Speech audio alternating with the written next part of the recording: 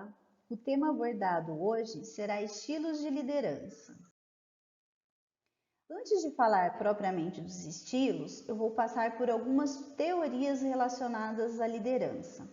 Então, temos a teoria situacional, que diz que o verdadeiro líder é aquele que tem a capacidade de se adaptar às mais variadas situações numa empresa. Além disso, temos a teoria dos traços, que defende que algumas pessoas já nascem com características específicas que já apontam que elas possuem a competência nata para liderar. E temos a teoria do comportamento, onde o líder não nasce, mas se torna líder a partir do treinamento, desenvolvimento e aprendizado e dos comportamentos que apresenta.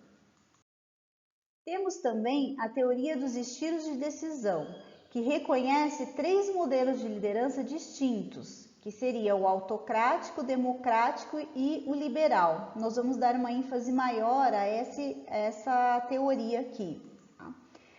Temos a teoria da atribuição, onde a liderança ela não é escolhida pela empresa ou por terceiros, mas pelo grupo que por ela será liderado.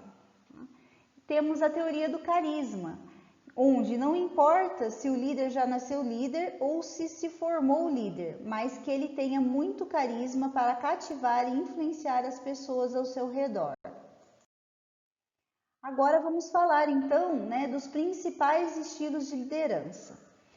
Então temos aqui a liderança autocrática, a liberal, a democrática, a liderança coaching e liderança situacional. Então essas lideranças elas são baseadas nas teorias apresentadas anteriormente e eu vou falar um pouquinho de cada uma delas.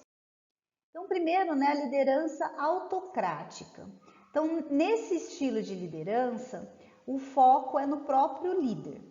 Então, o líder centraliza totalmente a autoridade e as decisões, e os subordinados não têm nenhuma liberdade de escolha. A figura do chefe se sobressai e as pessoas recebem ordens com pouco espaço para questionamentos. Então, as características da liderança autocrática. O líder autocrático costuma ser dominador. O líder emite ordens e espera de uma obediência cega dos colaboradores. O líder é temido pelo grupo que só trabalha quando ele está presente.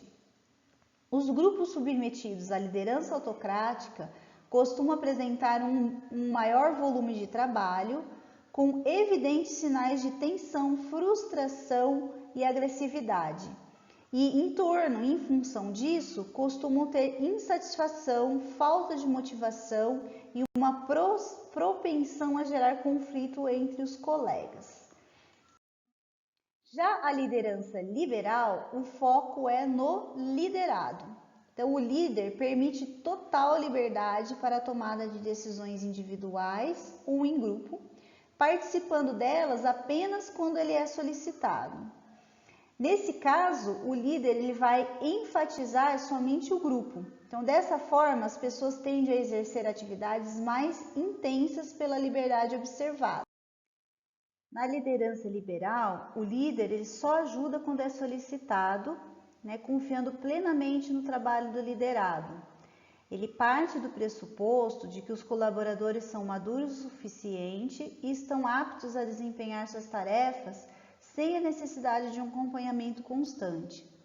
Por isso, com o passar do tempo e sem a necessidade de prestar contas, o grupo tende a oferecer baixa produtividade e um certo individualismo no seu desempenho. Como característica, temos que o comportamento do líder é evasivo e sem firmeza. Os grupos que estão submetidos à liderança liberal não apresentam bom resultado, nem quanto à quantidade, nem quanto à qualidade no trabalho. E percebemos alguns sinais da liderança liberal na equipe.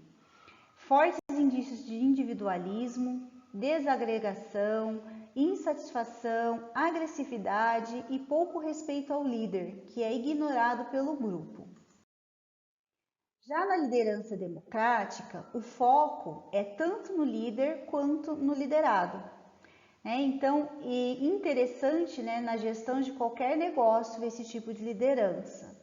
O líder se torna um facilitador do processo, ajudando os colaboradores a executarem bem as suas tarefas e priorizando um clima agradável de trabalho. Ele se preocupa com a execução do trabalho em si, mas também com a qualidade de vida e a satisfação da sua equipe de trabalho.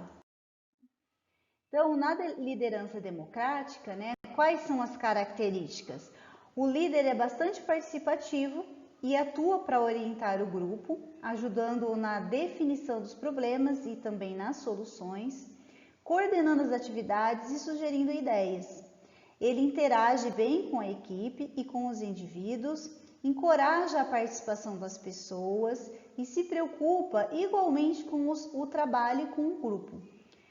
Os grupos submetidos à liderança democrática apresentam boa quantidade e melhor qualidade no trabalho.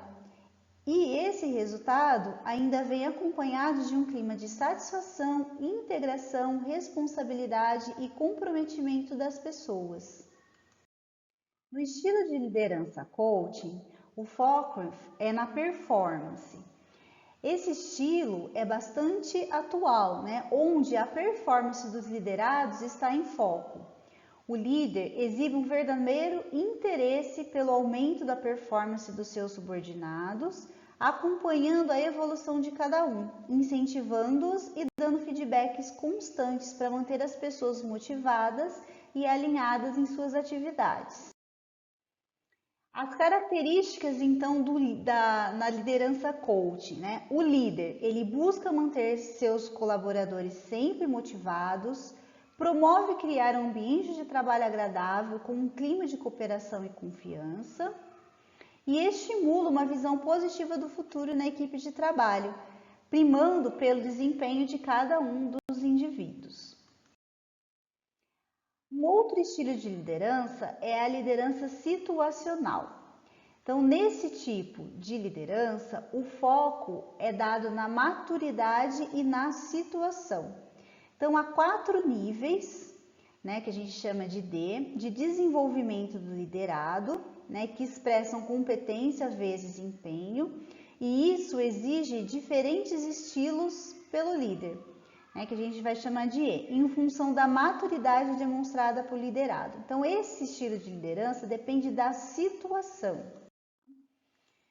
Então, os líderes bem-sucedidos são aqueles que conseguem adaptar seu comportamento para atender às necessidades de seus liderados. Então, ele reconhece, né, a maturidade do liderado em relação à situação, e isso é fundamental, né? A maturidade é expressa pela capacidade de execução do trabalho versus a motivação do subordinado em relação à situação ou à tarefa a executar.